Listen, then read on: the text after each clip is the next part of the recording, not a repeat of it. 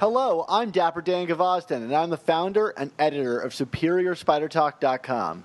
And I'm Mischievous Marcinacchio, the founder of the Chasing Amazing blog and author of 100 Things Spider-Man Fans Should Know and Do Before They Die. Well, thanks everyone for joining us for this bonus episode of the all-new Amazing Spider Talk. We hope you enjoy this podcast and that it provides an intelligent conversation between four fans and collectors as we look at the Spider-Man comic universe in a bit of a bigger picture. Four friends, did you say, Dan? Did you say four? Like the Fantastic Four? I did. Well, that's because we are being joined in this special episode by two friends, or, we think they're our friends. Maybe they're frenemies. I don't know. To discuss Marvel and Sony's new film, Spider-Man Homecoming. Awesome. I can't wait to talk about it. Yeah! Woo! Well, first up, this is he is no stranger to the Amazing Spider Talk, although he might be a stranger to the all-new Amazing Spider Talk. He's the person who runs the Ultimate Spin podcast and is our resident Miles Morales expert of experts. It's none other than Brian Jacobs. Brian, say something. What's up, guys? Hey now. Hey now. Next up, we've got the reviewer, Stat Buster Extraordinaire from SuperiorSpiderTalk.com. It's the man, the clone, the later revealed to not be a clone. It's Cain Winstead. Hey, guys. How's it going? Awesome. Great to have you on the show, finally, Cain. Good to be here. And you review what for us? What don't I review? Let's see. Peter Parker, Spectacular Spider-Man, Amazing Spider-Man Renew Your Vows, and Spider-Man Deadpool. Lots of reviews. Lots of them. And two of those books are still moderately relevant. Yes. But you can guess which two. Well, today we're all gathered here because we want to talk about this awesome new film, Spider-Man Homecoming.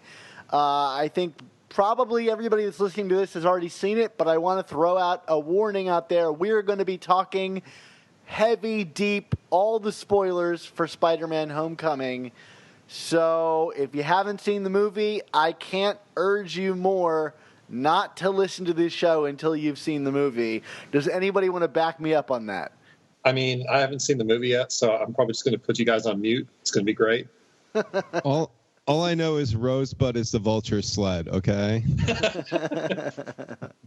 Well, let's get into it then. Spoiler warning is up. Let's go through everybody here and find out. Tell me what you thought about the film, where you saw the film, any stories about seeing the film. So let's start with you, Brian. Give us some thoughts on Spider-Man Homecoming. Spider-Man Homecoming was just what I needed. Without getting too into it, I definitely needed a break from life, so I had planned ahead and took opening day off, and I got tickets at one of those fancy dine-in theaters where you can reserve your seat and they bring you food and all that kind of stuff. I went to a matinee and had a blast. It was a great time, and I'm sure we're going to get into the details of it, but that's my little context for how I saw it. Where does Spider-Man Homecoming sit for you in the Spider-Man movie oeuvre? Right now, and having only seen it once, I would place it just behind Spider-Man 2. Great. All right, Cain, what about you? I saw it at a theater, like a lot of people do. It was an enjoyable experience. I mean, I definitely went into it a little fatigued on just the whole like superhero Marvel movie kind of thing, but I came out of it. I enjoyed it. And where does it sit for you in this oeuvre? It's so difficult to really compare it to the other ones, but I would put it below Spider-Man 1 and 2, above all the others. Great. That seems like a pretty commonly held feeling about it. All right, Mark, we're on to you now. How'd you see the film? What'd you think of it? Just some general thoughts. Yeah, well, I didn't actually get to see it until the Monday after it released, which earned me a lot of scorn and mockery from some coworkers and friends of mine who figured like that I was going to call out of work sick on that Friday, kind of like what you did, Brian. Well, I don't know if you called that Right. sick, but No, I took a vacation day. I did it right. okay. But no, I was hoping to get to see it that weekend with my wife. It didn't materialize, so I just went by myself Monday evening. After it came out, I enjoyed a slice of pizza beforehand. It was very good pizza. Yeah, I'm just setting the mood. And then Papa John's pizza. Yes, it was only Papa John's pizza, especially in New York here. And Dan, like the second I got out of the theater, wanted me to like text him my thoughts and stuff like that. So as I said to him that night, and I'll reaffirm, I do kind of wish I saw it again to get a really solid opinion. But after seeing it once and now being a few weeks removed from it, I would say that I really liked it. I didn't love it as much as I hoped I would. I felt that it was kind of two movies in a lot of ways. One that was pretty cool but not great, and the other that was really great. So with that in mind, I definitely rank it behind Spider-Man 2, and I would, Raimi Spider-Man 2, and I would probably put it on par with the first Raimi Spider-Man. Very cool. And then ahead of the other ones, obviously, because who doesn't put it ahead of the other ones? I mean, I'm sure right now the 3 Spider-Man 3 fans are like hopping up and down mad. I like a lot of elements in Spider-Man 3. I think it's a little underrated. I mean, there are so many elements in the movie, like you're bound to enjoy at least some of them. That's a very true statement. This is true. As for me, I saw it opening night with my wife, and in my Scarlet Spider hoodie and outfit, which I was hoping to get like a real fan of the comics to kind of like point it out to me. And nobody said anything, but there were a bunch of people in the theater who all dressed up as Spidey, so that was kind of fun. I texted Mark after I saw the movie. I think I texted you one word, Mark, which was "dude." Period. Yeah. You also forgot that you're 3 hours behind me, so "dude." Period came in at around like 3 a.m. New York time. So Mark was happy about that. I'm sorry. You should definitely mute your phone at night. I do, but I woke up in the middle of the night to go pee, and I saw it, and I was like, "What's he doing?" Signal. Yeah. Take your spider tinkle. Yeah. I love this movie in a way that I think I really, truly appreciated the second time that I saw it. Has anybody else here seen it a second time? I actually watched it last night again. So wonderful. I don't know how you feel about it, but for me, all of the kind of themes and ideas in this movie really clicked the second time I saw it. But the first time, I was just shocked by it. I mean, it's so... I called it, in a piece that I wrote, Spider-Man via remix culture, because it really takes a little bit from everything and just mixes it up in a brand new way and stew that I think... There's some Spider-Man purists that might have some more problems with it, but as its own creation, I think it's the best Marvel Cinematic Universe film yet.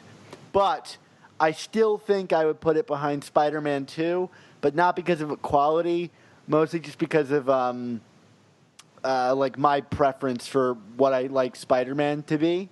But I do think it has a better script than Spider-Man 2. But we can talk about that in a bit. Anybody want to get, like, let's talk about things we really liked about the movie before we get into really discussing some of the more controversial aspects of it.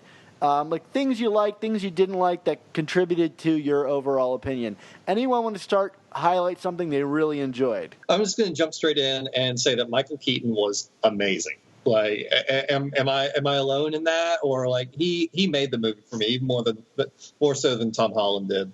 Well, if we're going to get straight into spoilers, I agree with you, and I think the best scene in the entire film is the car ride scene. Oh my! Like just even watching it the second time, white knuckle the whole time. Like, oh yeah. I mean, that was one of the tensest things I think we've seen in any Marvel movie, and that's even with the understanding that it's a Spider-Man movie, so of course that Spider-Man is going to succeed one way or another.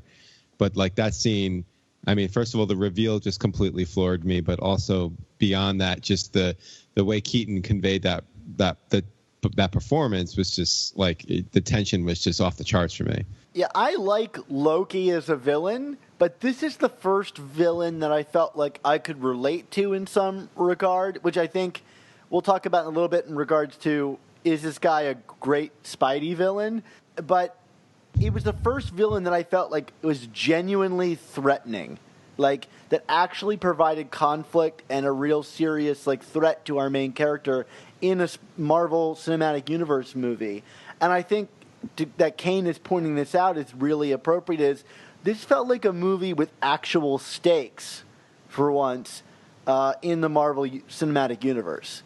Am I the only one that thinks that's like a rare thing in this universe? No, you're not. And I think a lot of that for me, and bearing in mind, I've only seen it once, but that comes down to Tom Holland's performance. I mean, I got this too in his Civil War appearance too. It's like, how many movies have there been now? And this is the first time we really get the perspective of what this whole crazy superhero experience is like for a kid. And he sold me on the fact that, I mean, he's a little bit older. I think he's in his early 20s, but he sold me on the fact or on the idea that Peter's a 15 or 16-year-old, and just all those, that level of innocence and everything. And then being challenged like that, like, yeah, it definitely feels like the stakes are higher. And I got the sense of a character who's in over their head and being brave about it, but also like you worry for him. And if we're jumping around, that scene where he's buried under the rubble, which is, of course, the homage to that incredible moment in Spider-Man comics history, when he's panicking and freaking out, that, I mean, the whole theater was like, you could hear a pin drop. Like people were, it was legitimately a freaky moment. Like you felt scared for him. He was the panic in his performance is outstanding. Mm-hmm. Yeah, it was definitely authentic and just like kind of playing to things that I liked about this movie. You know, say what you will about whether the vision is quote right or wrong or however whatever adjectives you want to use for that. Like this movie had a very clear vision for all of its key principal characters, and it was consistent and it stuck it throughout. And I don't think you could say that about a lot of the Marvel movies as well, outside of maybe like the first Iron Man, Winter just Soldier. Winter Soldier. Well, I'm talking from like a character standpoint. I mean, Winter Soldier, I feel, was very riveting in terms of its narrative, but like in terms of just really having a clear idea about who all these characters were and what their objectives were. Like I felt like this movie really nailed it in that respect. There was no gray areas in terms of who these characters were. I think that really comes down to this script and how tight and efficient the script is. And there are 6 screenwriters on this movie. I don't know if you guys noticed that when the credits were coming up, but that's normally like the kiss of death on like a studio film like this. And that it came together to be so tight. I mean, there's not a wasted extra character. I mean, everybody has a memorable line. I saw people complaining that Michelle has such like a limited role on the screen, she could just be removed.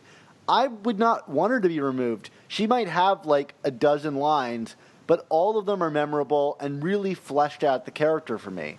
Like I can't wait to return to see more of Peter's supporting cast. Yeah, I mean, when you say penis, I say Parker, right?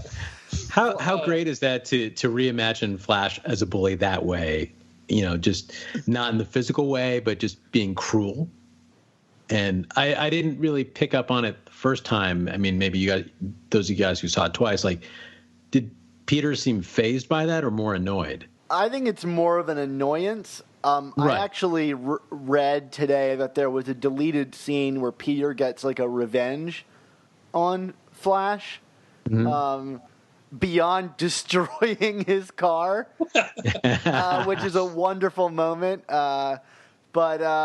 Yeah, that was my takeaway. But even, I mean, just reimagining Flash or reimagining all the characters, I love the casting for this. I mean, not for nothing, but this really felt like a school in Queens with just the range of looks that people had. I mean, and it was such it was just a matter of fact thing as far as the script handled. I mean, you're in Queens, you get people from all different types of backgrounds and whatever. And I loved seeing that. It was really refreshing. I mean, it was an incredibly diverse cast, and that was great to see on screen.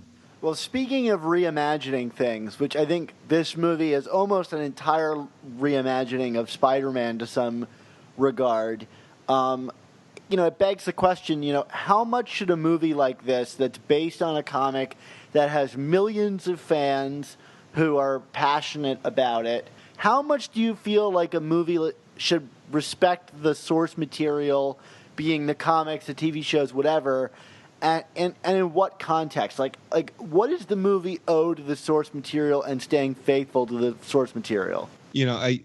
For me, it's funny. It's like there is definitely like if I could get my wishes granted, there would be a certain version of Spider-Man that we would see on the big screen that would borrow heavily from comics. And, for what it's worth, I don't feel that we truly have seen that version in any of the cinematic series that we've gotten so far. With that said, to answer this question, I don't really think the studio, needs to respect it at all. I think they just need to be consistent in their vision and like if this is what they want these characters to be, then build these characters and build the story around these characters and be consistent about it. It's a different audience, it's a different universe. That's the whole thing about art here. I mean, like, I don't feel that it needs to, to me, it needs to be, it should be executing the best film they possibly can do. And if they feel that they need to change some characteristics or some storyline elements dramatically, like, make Aunt May a cougar or or have You're really Peter... hung up on that, Mark. Well, come on. Oh, I am too. Who is not hung up on that? Okay, I'm sorry. Would you say you larb this change? As the kids say, Aunt Bay. So, I mean, that's, I'm throwing the gauntlet down on that. I really, trust me, like as a hardcore Spider-Man fan, I would love to see something that just took, the Ditko Lee issues and put them on the screen. But I know we're not going to get that. And, for me, I just want to see someone be consistent in how they want to do it. I don't want to be sitting there, using my comic books as a crib sheet about, well, nope, they didn't do that. So X, you know what I mean? Like, that's ridiculous. Yeah, I'm 100% with you on that, Mark. I think that's the joy of experiencing the story in different mediums. I mean, I was a kid. I was a huge fan of Hitchhiker's Guide to the Galaxy, and that story has been a book, it's been a radio show, a TV show, movies, comics, a video game, and it all starts from the same basic beginning plot points and then spins off into different directions. And each one has their pros and cons, and they work in different ways. And for me, that's enjoyable. Like, I like having the opportunity to discover something new, and definitely with this movie, or any of these superhero movies, like, yeah, I've got the comics if I want to read them, and I've read them. It's fun to see the little winks and nods, but I like to go on a slightly different journey. How about you, Cain? I think your take on the idea of it being like Spider-Man via remix culture is a really strong, that's a strong take. And I feel like that's kind of what we got here. I felt like personally that there weren't too many stories that they borrowed wholesale from, like the previous Spider-Man movies. So, like, as far as how should should the movies, respect the source material or really draw from them? I think to an extent they shouldn't completely remove themselves. Otherwise, we end up with things like the short-lived MTV Spider-Man TV show, which was bizarre. And I feel it was really removed from what the Spider-Man character was. So I feel like the movies themselves should look to the comic books for inspiration or maybe like notes. But as far as needing like a slavish like devotion, plot point to plot point, then, I think this movie proves that it's not really something you have to do to make a successful comic book adaptation. For me, it's like I just want to see Peter like presented on screen in a way that I can recognize him as the character of Peter Parker, whatever that is, Right. as we discussed on our last podcast. But I feel like I'll know him when I see him, and I felt like I saw him here, and I liked the film to explore the themes that made Spider-Man comics worth exploring, and it, typically revolving around responsibility and choice and consequence and youth to a certain regard. And I felt like that was all here.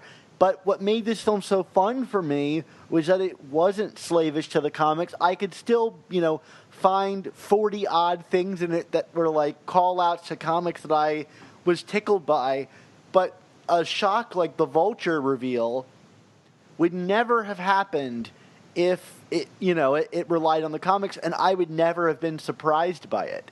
That I can go and see a Spider-Man movie and be genuinely floored, I think, is to the benefit of this film. Yeah, I mean, just to kind of play on this a little more, I mean, the only reason why I feel like we're even having this conversation vis-a-vis this movie is because of just how pop culturally popular Spider-Man is, how beloved the character is. Because, like, I think, if you look at the whole Marvel Cinematic Universe, probably the most critically successful movies are the Guardians of the Galaxy movies. And quite frankly, those are nothing like the comics, or at least the comics that preceded it. I mean, I feel Marvel's in recent years have kind of written those characters to be more like the big screen iterations. But, I mean, like, because of the fact that they were these like considered deep cut characters, whatever, it just gave those movie teams carte blanche to just make the movie they want to make. And I feel like you could say that's what happened here with Spider-Man. They made the Spider-Man movie that they wanted to make. And, the people who are quibbling about it, are people like us. I'm not saying, like that we're quibbling, but, people who have been reading these stories for years and years and have certain attachments to certain storylines or certain elements and feel like this needs to be there like this as so, or it's wrong. And I just, you can look to other franchises and it's not wrong because you just don't know the source material as well. So like, and that to me is, I think, hypocritical and unfair. Well, so let's talk about like one of the biggest changes here. Like, I found this, this article came out saying that like director John Watts didn't know if there was an Uncle Ben or if Uncle Ben had died. And obviously in Civil War, there was some hints that Uncle Ben may have been around and Peter may have learned the lesson of great power and great responsibility. And I think the fact that that's never said in this movie is a really interesting thing for Marvel looking to, bring this character to the screen for the first time. But in a way, I imagine they were kind of backed into a corner where they knew people didn't want to see the origin again. So we get no mention of Uncle Ben. And I don't want to speculate on future movies and whether Uncle Ben will make an appearance there. But I'm curious what you guys felt about, because, I mean, it's a big exclusion. How do you feel like, can we get a Spider-Man movie without even the idea of Uncle Ben or even the idea of the guilt over Uncle Ben's death? Did you feel like something was missing? I mean, I felt like this movie was the replacement of that character like twist, where instead of seeing Peter learning that, from Uncle Ben's death he has to be responsible, it's all the wanton like damage that he causes trying to apprehend the Vulture, and then kind of all culminating with when the building falls on top of him and he realizes that he has not been true to himself, or, whatever that voiceover was supposed to, signify within himself, the Tony Stark voiceover while he's lifting the building. I feel like we didn't miss anything by not having Uncle Ben die again. I agree. It almost seems like it was becoming this narrative requirement. Like it was going through the motions in the previous movies. And it's like, once it's done, you have like him down a little bit, and then he and Aunt May will grieve after the funeral, and then life has to go on. And it's not like that moment is being hammered home necessarily in the films. Like that's his inspiration. Like once it's done, even Spider-Man, the first Raimi film, it just kind of moves on. And so here, like I like the fact that there's just the implication, or there's the inference something happened, and we don't necessarily maybe need to know. Like I find it kind of refreshing a little bit that you have a little room as an audience member to kind of engage with the material and sort of fill in the blanks yourself. So if you know that story, then yeah, we know what happened. But if you don't, if you're just going to the movies and you see this, it's like, oh man, something really kind of rattled him, or something happened, and that's why he does what he does. And then I think what was clever about this movie was how it worked around the other part of the origin movie, is the hero sort of figuring out their powers. So if you had Iron Man, with the suit and trying to learn how to fly in it, or Doctor Strange being trained by the Ancient One, I thought it was great what they did here. Like he gets this super high-tech suit and he doesn't quite know how it works, and he overrides it before he's supposed to and gets into all kinds of hijinks because things don't work as smoothly. So I didn't really need to see another montage of like trying to fire a web and it not working, or like I can stick to walls, and we know all that. Like this was a great way to kind of refresh that. Again, for me, it's separating what I would want to see personally as a fan versus what actually worked in the context of this movie. And to the first point, not that I need to see Uncle Ben or even hear the words, with great power must also come great responsibility, although that was the third chapter in my book, Dan. So that's how much I valued that expression in the Spider-Man mythos. It's in terms of how I like to see Peter Parker, I do prefer a more kind of guilty Peter. Like I like that kind of personal struggle, and I felt this is kind of what I mentioned earlier, when I was giving like my very, very, very general review about the movie kind of being two parts for me.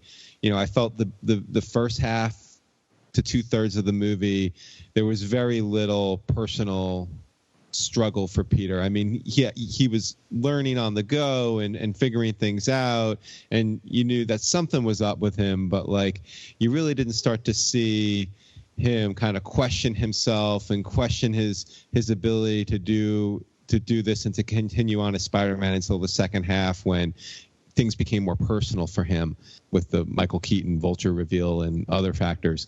In that context, like I feel like because that was missing from the first half of the movie, or not as strong, at least from my perspective, that was part of what made it kind of not exactly click for me. So that's why, I'm not saying it needs Uncle Ben or the floating heads of guilt, but I in terms of the kind of Peter I like to see, I wanted to see more of how Peter kind of deals with that guilt and responsibility regardless. So, I don't know if I'm making total sense here, but I'm just saying that, I feel like it was a stronger note in the second half, and even without Uncle Ben. So it can be done. It's just, I don't know if that was consistent enough across the board for me. I get what you're saying. I think it was just done a little bit differently in terms of guilt, just questioning his ability to be the best person that he can be. And to me, that was with the whole connection with Tony Stark, because in Civil War, he's blown away that his hero has come to his apartment and is offering him this opportunity.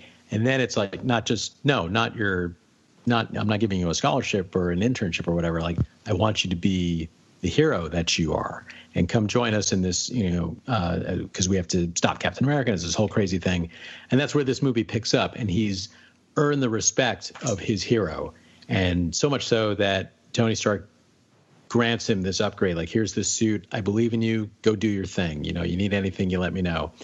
And Peter lets him down. And then, after the whole Staten Island ferry, like, it gets away, he's trying to do something. It gets away from him. Iron Man has to come save him and is like, give me the suit back. You've let me down. You've completely disappointed me. That to me was like that moment of like failure and then trying to sort of climb back up. It really is Right. like a stealthy origin story. It really is. It was such a refreshing way to do it. Right, but the moment you're describing is the moment for me where the thematic elements of everything started to click and turn for me. So I mean, but that's the thing. I feel like, the front end of it there was just too much kind of, that kind of arrogance, but not like more like teen arrogance, which I guess is part of the character, as Dan and I discussed on this podcast. In our most recent episode, I mean, Peter is just kind of this mess of contradictions in a lot of ways. So, but yeah, I mean, I guess I wanted to see a little bit more of like that kind of turning point from Jump Street, and I don't know if we saw that in this. It's hard to accept that he's not Spider-Man yet, despite having the costume. But he really isn't Spider-Man until he declares himself Spider-Man and lifts that rubble over his head. He's a kid in another guy's Lamborghini. Right. And he's driving I like it around. that. He's driving it around town recklessly. Like one of my favorite things I noticed, the second time through, and I'm sure I saw it the first time, but when he goes to bust the criminals that are robbing the ATM, he takes a moment before busting them to like pose himself and lean up against the wall kind of awkwardly, and it Right. really shows you like where he is like in his mindset in that moment. It's all just like a game for him, like he wants it to be as showy as possible, and he's just kind of having fun without really thinking through like the ramifications of his actions, which eventually ends up destroying the deli on the corner. And thankfully he saves that cat, because I was about to have a heart attack. But that to me was like everything I needed to know about who this character was in that moment. But it's hard. I agree with you, Mark. Like, it's hard to kind of make that, like, for me at least, it was difficult to make that connection because he was wearing the costume. Like, he had already declared himself Spider-Man. But like, I just loved seeing him have to earn it, like for real, in this movie. Yeah.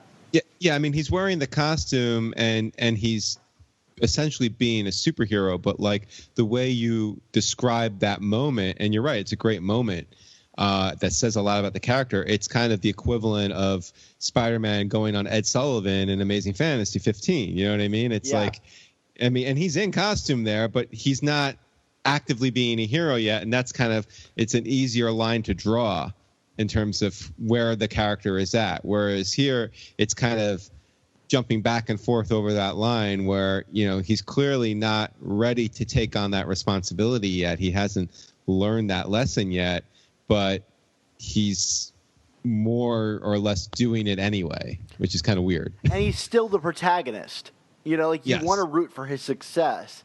And that, to me, is, I think, what makes this film so smart, is that my favorite moment in all of, like, the Spider-Man movies, maybe not all the Spider-Man movies, but one of my favorite moments is in Spider-Man 1, which is not a movie I love, but there's a sequence in it that's brilliant, and it was Ron Frenz who actually pointed this out to me, is that, and maybe you remember it from my interview with him, was that in the moment where Peter lets the burglar go in the first movie, you root for Peter in that moment. You're like, screw you, burglar.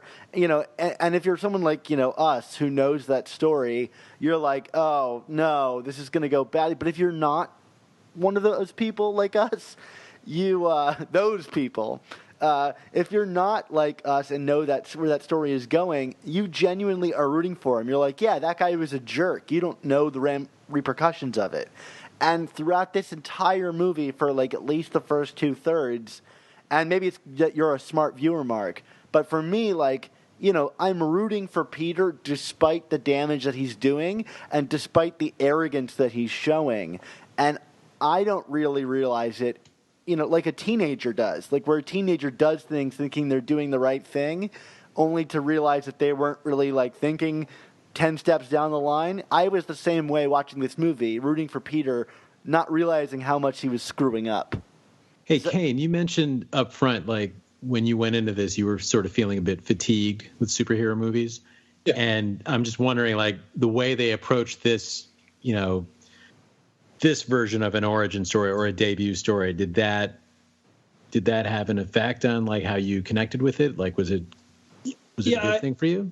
I think it was a good thing because they did a lot of world building, particularly with his relationships with his classmates. There wasn't so much heavy exposition, you know, and retreading kind of the same beats. You know, I think we've kind of hit the notes here, talking about it, but so much of the Spider-Man origin story is retold in this movie, but in a completely different way. So, like, you know, instead of showing up on the Ed Sullivan Show or you know, doing masked wrestling, he is kind of going through the motions and almost playing like as if he's Tony Stark rather than taking it seriously or thinking about that, you know, the consequences. I kept expecting something to happen regarding to, like, how much collateral damage he was accruing while he was trying to chase after Shocker number 1. It was so different than how we normally see a first superhero movie. But the more I think about it, the more I can see the same beats just told with a really clever twist. By the way, how great was that now you're the Shocker moment? Shocker can never get a break. Well, speaking of enemies, let's talk about the Vulture here a little bit, because it's really interesting. You know, they even give Michael Keaton one of the Goblin's famous lines. He says, "End of the line," in this movie with a green light on his face. And the Vulture is very similar to the Goblin in a lot of ways. You know, mainly being that it's a personal relationship to Peter. How important do you guys think it is that, like, I mean, this is the next big Spider-Man franchise, and we're again repeating this personal enemy thing. How important was that to you, I think, you know, for this movie, that he have a personal enemy? It seems like this idea of a personal, you know, connection with the villain is something that a lot of these Spider-Man movies really try to key in on. Like, people talk about Spider-Man 2, you know, how great a villain Doc Ock was in that, because he has that personal connection with Peter, and they have, like, a father-son role, you know, at some point. So it really does seem like, at least, you know, in the way the characters portrayed in the movie, that this really close and interconnected, you know, web, so to speak, you know, of relationships between Spider-Man and his villains is something that is appealing. Like, I mean, Green Goblin is, you know, in the comics, arguably, you know, the great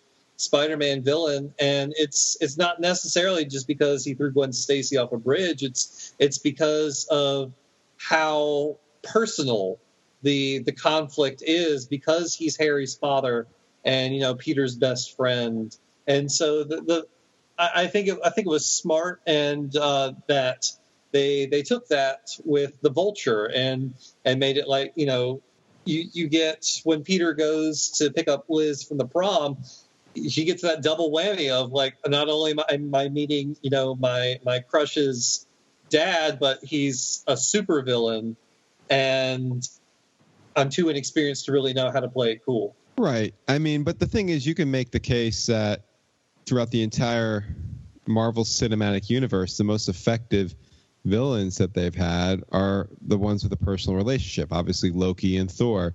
If for people who watch Netflix, Kilgrave and Jessica Jones. I mean, those. I mean, to me, those are the standout villains so far in the MCU, and I would add Vulture to that list. I mean, with that said, I think it's even more important in a Spider-Man context because, he is the friendly neighborhood hero. It's a smaller, more intimate scale of superheroine, if that's a term. I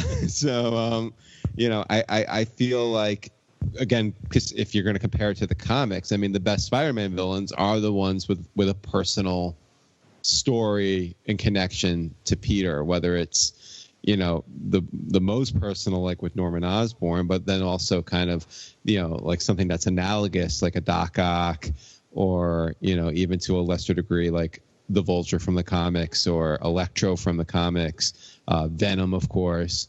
I feel like those are all kind of standout villains because they kind of either stand in contrast from a power and responsibility, or they could be, you could view them through the lens of this is what Spider-Man could have been if he went rogue instead of deciding to go down the path of good. In this context, I feel that adding that twist with the Vulture was kind of critical because for the most part, it seems like the character, the villain's beef was more with Tony Stark, not Spider-Man was just a nuisance getting in the way, and it wasn't until he realized how close to the into his circle he was that the stakes just all of a sudden got amped up. I think it's a triple whammy too because, like you said, the Vulture stands as a reflection of Peter's interpretation of responsibility. My other favorite moment in the film is when Peter goes to confront him and says why are you doing this to Liz? And he says, no, I'm doing this for Liz.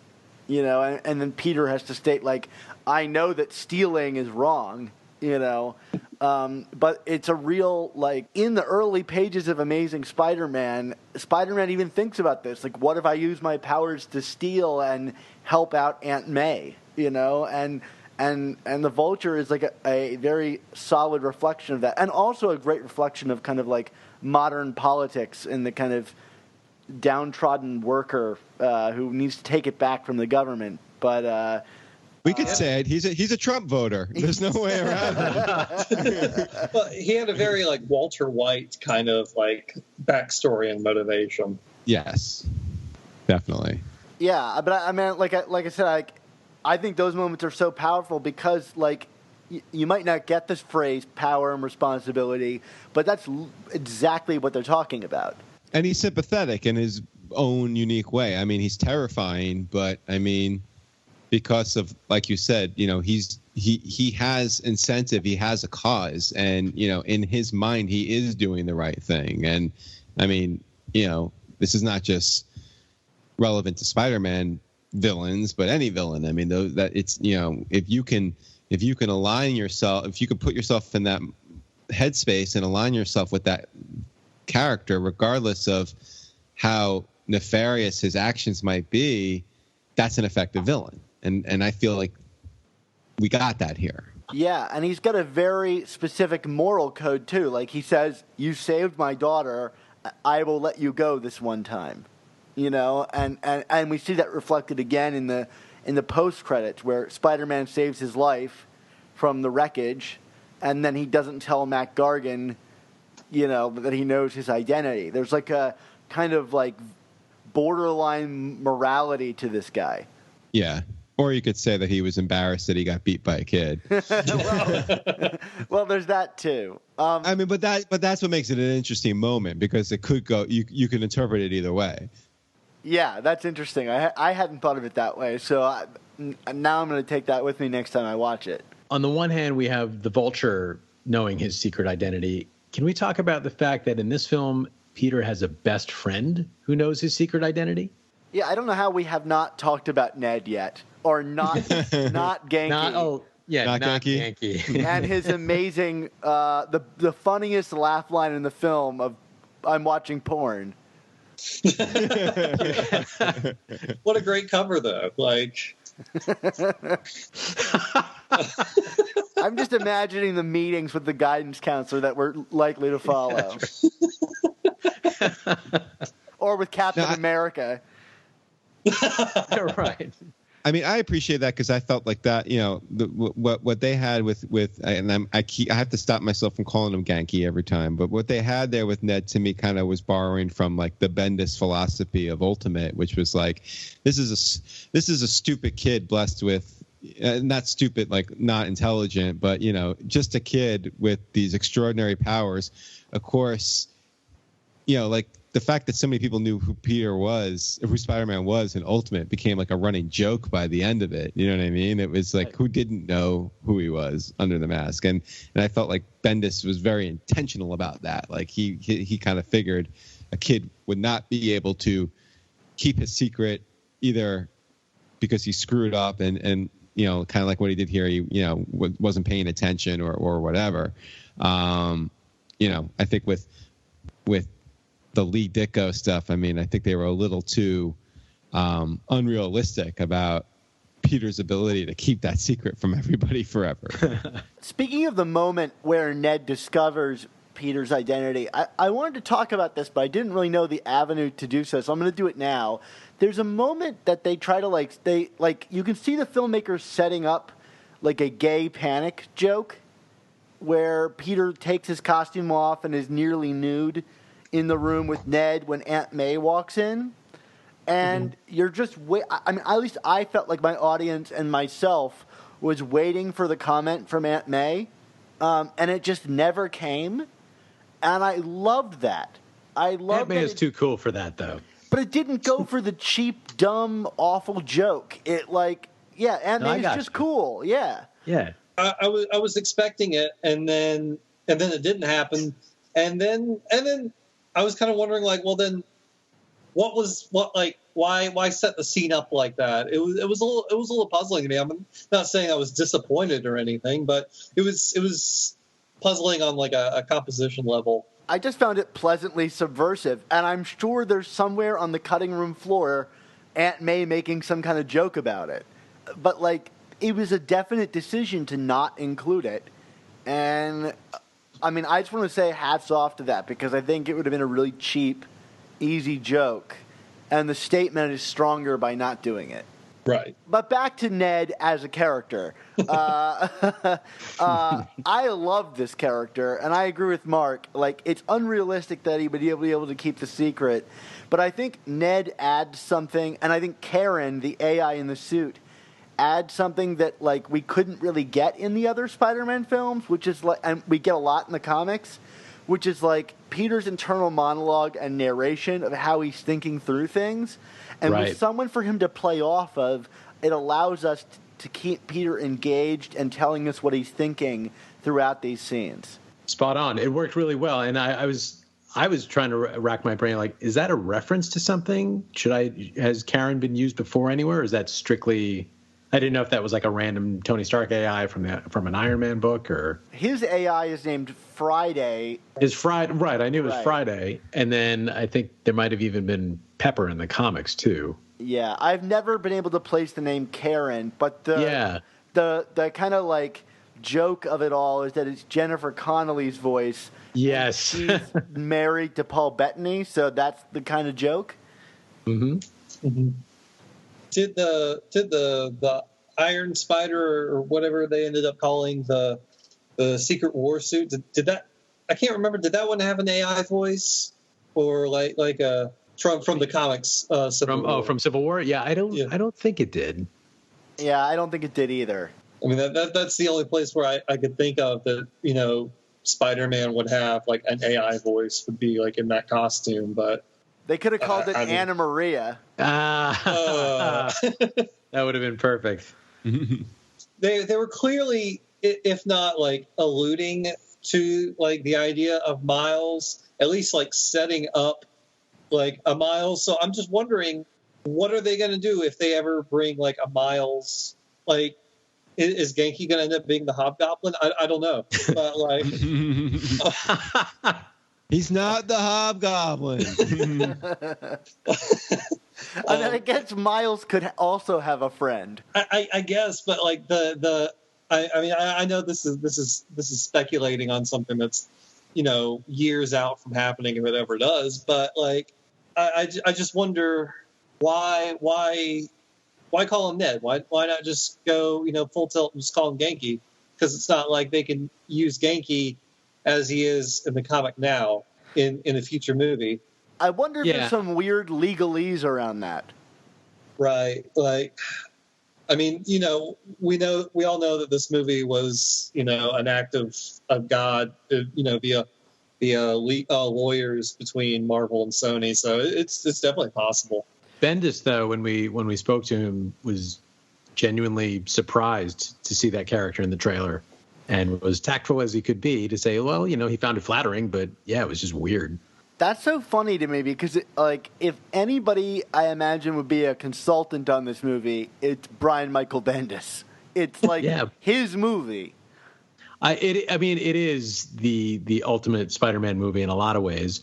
And I saw his name, like he was acknowledged in the credits, but I don't remember seeing him credited with any sort of consultant or production role.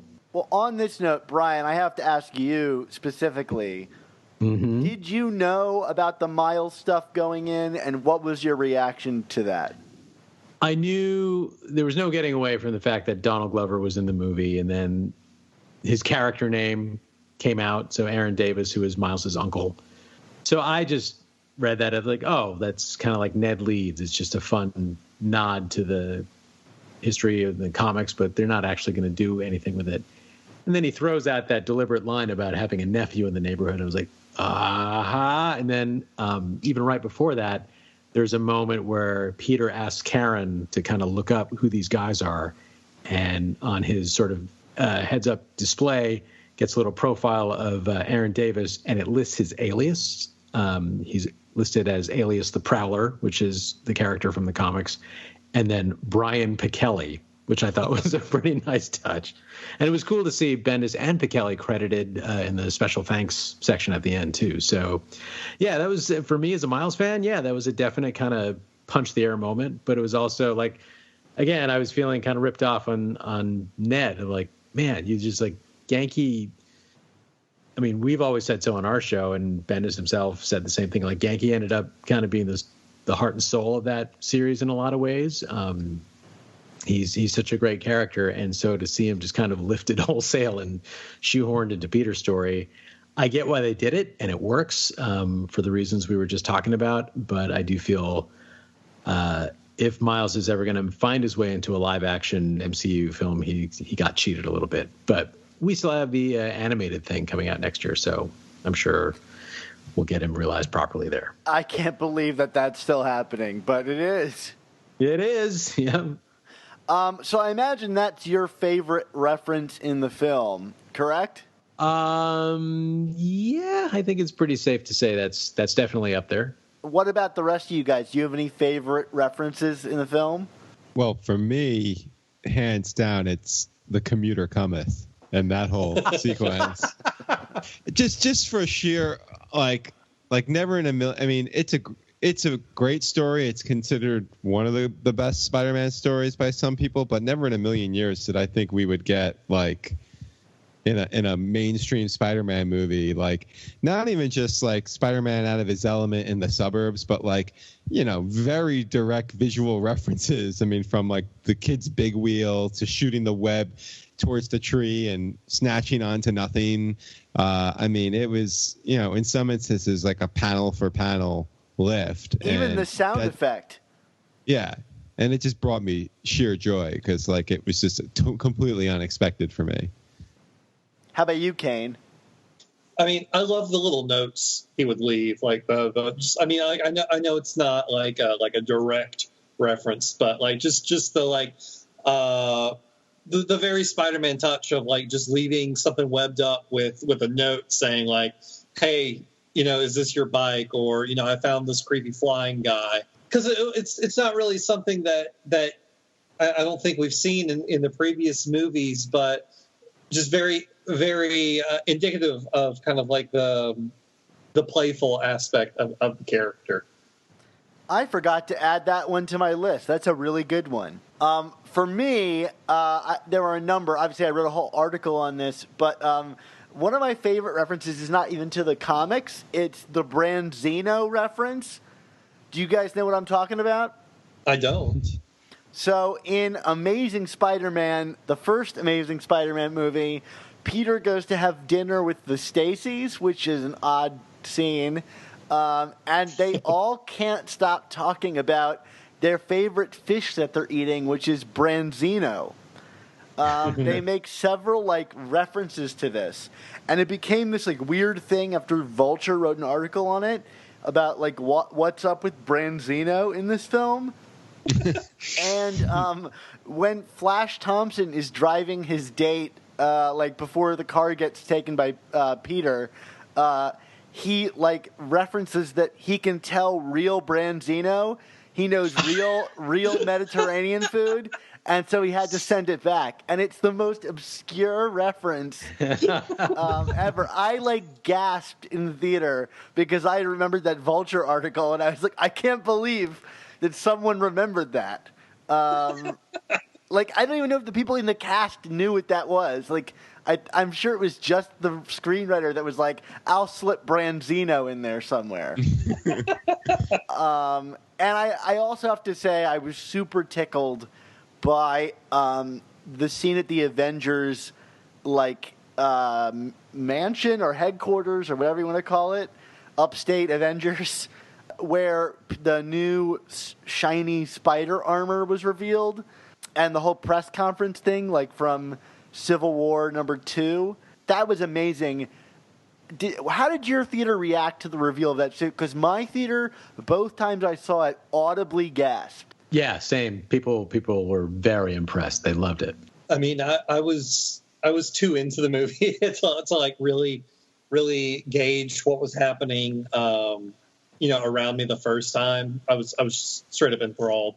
And then when I saw it last night, it was me and my 4 friends. It was the 10:30 showing, so there wasn't really anybody there. But it's an impressive suit. Yeah, I had the wrong crowd with me for pretty much anything. I mean, to put it to context, they started. I had some people next to me snickering during the lifting the wreckage up scene when he was freaking out. No. Why is he freaking out? I'm like, oh my god. No. I'm sitting there starting to clutch my seat because oh my god, they're gonna do Master Planner here. This is amazing. Yeah. And that almost instantly took me out of the moment. I'm like, oh come on. How great was the split face mask in the reflection of the water? Loved it. Amazing. Just even the concept that the way they're going to pull this off is because his face is reflecting into the water lined up with the mask. What a cool idea. Anyway, Steve Ditko would be happy. Yeah, he'll never see it. Stanley less so. Why are we only seeing half his face? It's confusing. I will say the insertion of the Tony Stark voiceover almost killed the scene for me. And that just might be a personal thing. I hate voiceovers, especially voiceovers that tell the audience this is how you're supposed to feel. This is what it's so on the nose for me. But I mean, was I the only one? Am I just being nitpicky at this point? Find your soulmate, Homer. Well, it just reminds me of nice. The Iron Giant. I don't know if you guys have seen it, where there's a nuke and it's being launched and it's going to destroy the town, and the Iron Giant is flying into the nuke to sacrifice himself. The music swells, and then you get this voiceover from the main character delivering the moral of the story as the Iron Giant. This is I don't know. Like I said, it's a personal thing, and maybe I'm just nitpicking, but it's just the use of voiceover to drill home some sort of moral lesson is eye rolling for me, and so it kind of took me out of the moment. It's funny that they went for that, very obvious thing, and then they missed what I thought would have been the obvious thing, where after the final battle at Coney Island, Peter didn't throw the vulture's line back in his face like, "You're welcome or you can thank me for saving your life," or whatever. Like, I was waiting for that. Right. Sort of bookend. But It's funny. I typically agree with you, Cain, but like the two specific ones that you referenced both worked for me. I mean, like, I will forever love the Iron Giant. Like, I mean, I watched it all day, every day when they used to do the 24-hour marathon. But like, it's just, as an adult, it's too cheesy. Well, I want to talk about, now that the movie has been out for a little while, it had the second biggest drop in like attendance for any Marvel movie this for the second week that it was in theaters. And I don't know about you guys, but I haven't seen like any marketing for this thing now, like after it came out. What do you think happened there? Do you have any speculation? I mean, I'm telling everybody to go see it, and I want to go see it for a third time. Is that like an aberrant behavior? I know a lot of my friends have had middling opinions on it, where, they say it was okay, but, I'm not really like, an expert in box office. So, I can't really say for certain why it's dropping off, other than, broad strokes where, well, people see it and then they don't feel really compelled to see it a second time. And I don't, I don't know how much that lines up with the rest of the Marvel movies. I know this is a larger drop off than all the others, or most of the others, but like, do these movies, like, do superhero movies in general or Marvel movies have like a bigger drop off than perhaps like your other summer, flagpole movies?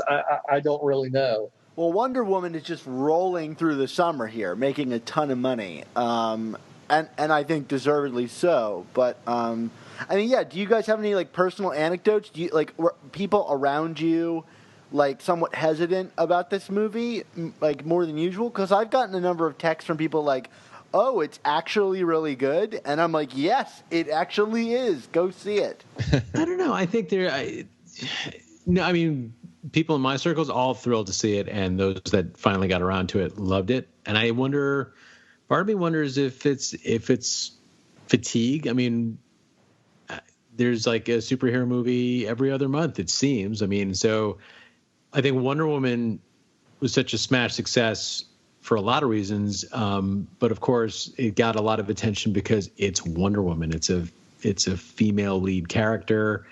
It was done well, and it just broke a lot of new ground. And Spider-Man is synonymous with Marvel. And how many Spider-Man movies have there been? And part of me wonders if there might be kind of just an exhaustion with the character. Like, really, what is he going to do? Like, is it, what is he going to do that I haven't seen before? There's been, 6, 7, 8, 9, 10 movies. Like, that's what it might feel like to the general public. So that's my thinking on it. Yeah, Brian, I mean, I think it definitely has more to do with the point of how many Spider-Man movies have we already seen. Like, I part of me almost wonders if, the reason why there was a drop-off was because the week one audience for this movie was kind of the peak audience in terms of these are the people who are just going to see this movie, period. Because, I mean, even in, talking with people who are not big comic book fans but like to go see the movies and stuff like that, like people that I work with and stuff like that, especially when they knew that I was like working on the book, kind of to coincide. People were asking me, so why are you writing a book? Why are they doing a book about Spider-Man now? I'm like, well, he's got a movie this summer. And they were like, again?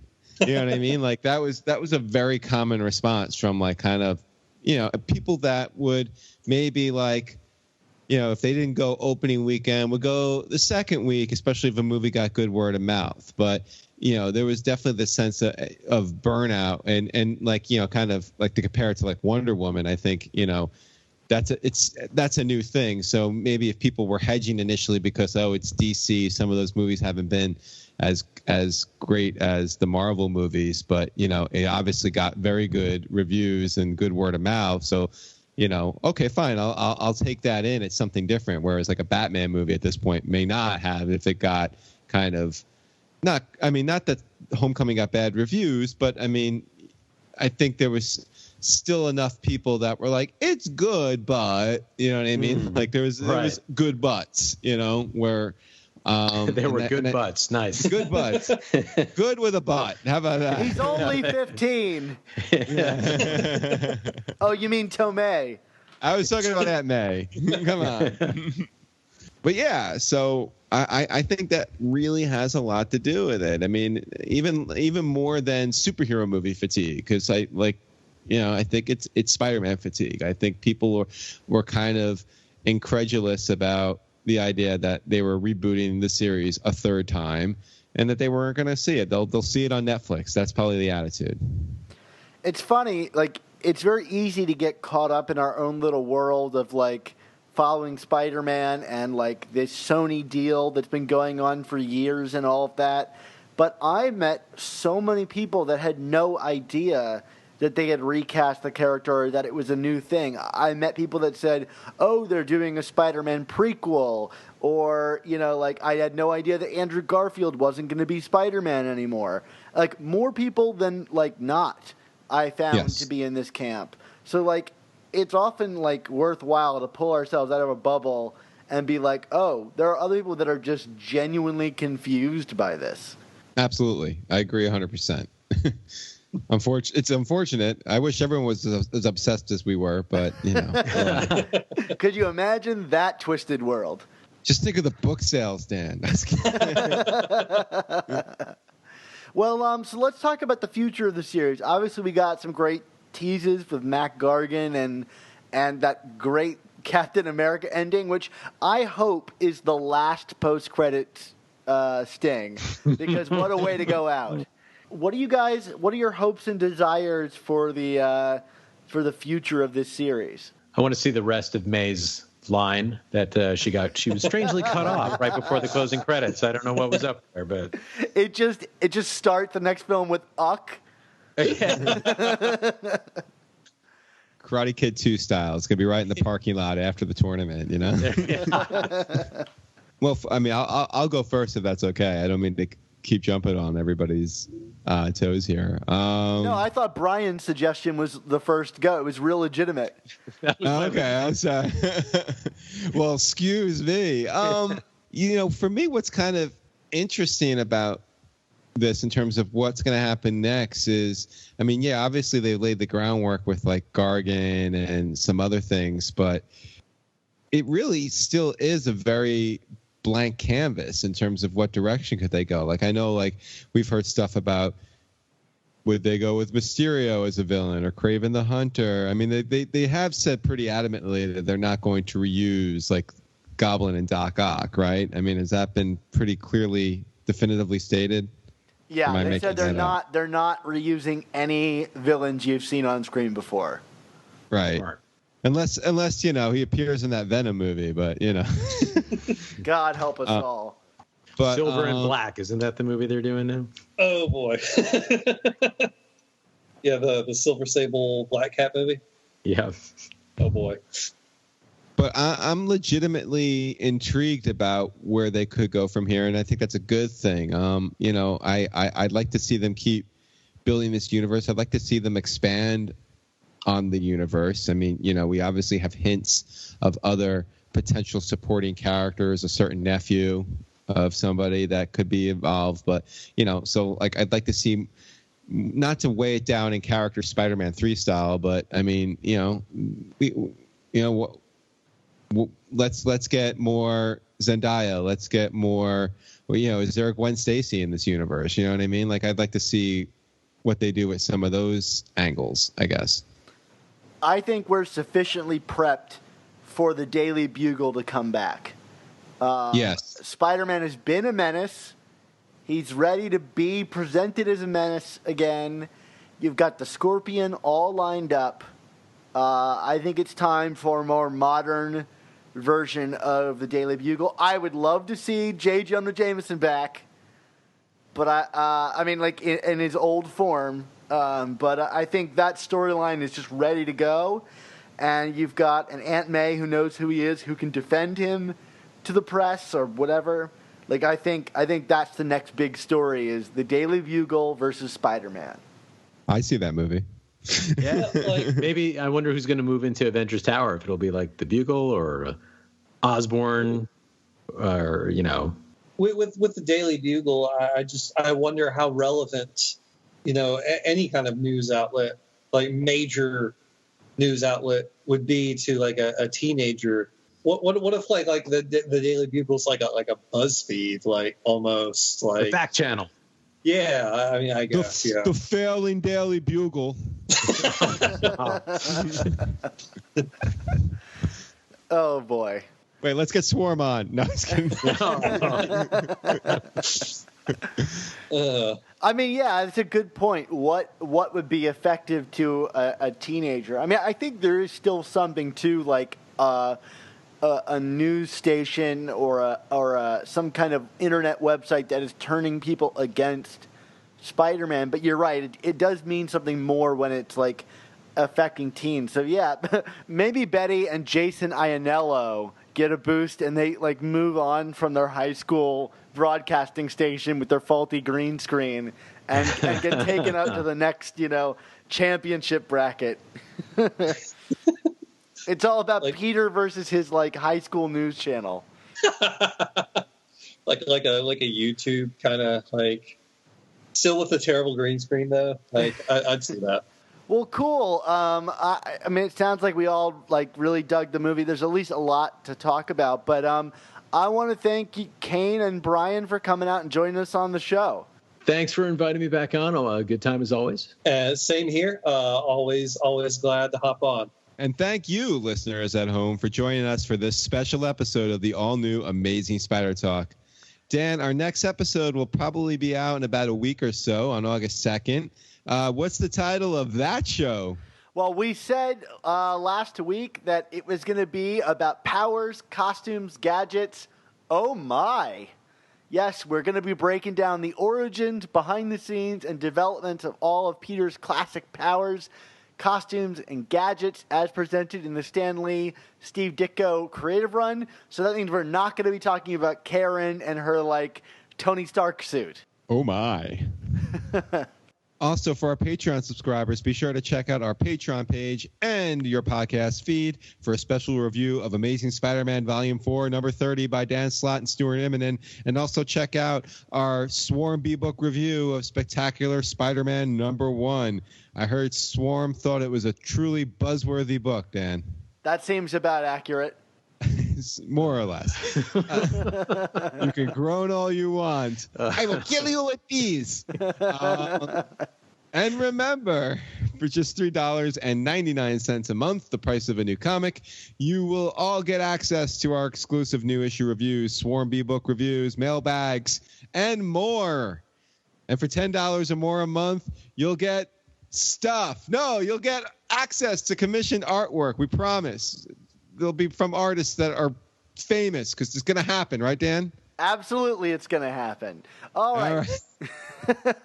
Mark, you're expressing some real doubts here. Never. Let's get away from this. Brian, where can we find you on the internet this week? As always, you can find our podcast about all things Miles Morales and Spider-Gwen at ultimatespinpodcast.com. You can stream or download episodes for just about every issue of those books, and we've also got exclusive interviews with all the creators. And all of our episodes are, of course, featured as well on superiorspidertalk.com, which also is home to a review I just wrote of the upcoming Miles Morales novel by Jason Reynolds, which is awesome. And I want to throw a special highlight again on that awesome Bendis interview that you did. Well, thank you. Yeah, you can find that, as I mentioned, on our site and on superiorspidertalk.com as well. Cool. What about you, Cain? Where can we find you on the internet? Well, you can obviously also find me on superiorspidertalk.com, where you can read my lengthy reviews on Renew Your Vows, Sensational Spider-Man, and Spider-Man Deadpool. You can also find me on Twitter at Cain Writes. That's CAINWRITES. WRITES, where you can read about me realizing in horror that I've stopped watching Walker Texas Ranger ironically and started watching it kind of in earnest. That is an interesting detail. It's like I only get so many channels here at home, and like one station plays it at least 6 hours a day. So it's always on, and it's there. It's comforting. It's amazing. There needs to be a podcast chronicling like this downfall for you. I mean, I'm going to go and register the website right now. Mark, where can we find you on the internet? I just started watching Riverdale on Netflix. Does that count as something? I mean, should I blog about that, or should I be admitting that? I don't even know. You can find me, of course, on Twitter at ChasingASMblog. You can find me on ChasingAmazingBlog.com, SuperiorSpiderTalk.com, and, of course, order the book, 100 Things Spider-Man Fans Should Know and Do Before They Die. And once you have a copy in your hands, if you should be so kind, leave a review and help it grow its audience. Dan, lastly, where can we find you? I just started watching Westworld, and it's blowing my mind. But I'm like a year too late, so don't spoil it for me. Yes, you can find me on Twitter at SupSpiderTalk, and like everybody else said, SuperiorSpiderTalk.com is the home for all of our goodies. And that's it for me this week. Mark, I think there's a certain phrase that we are always sure to remember. What might that phrase be? Yeah, as our good friend Tony Stark used to say, with great podcasts must also come the all-new Amazing Spider Talk.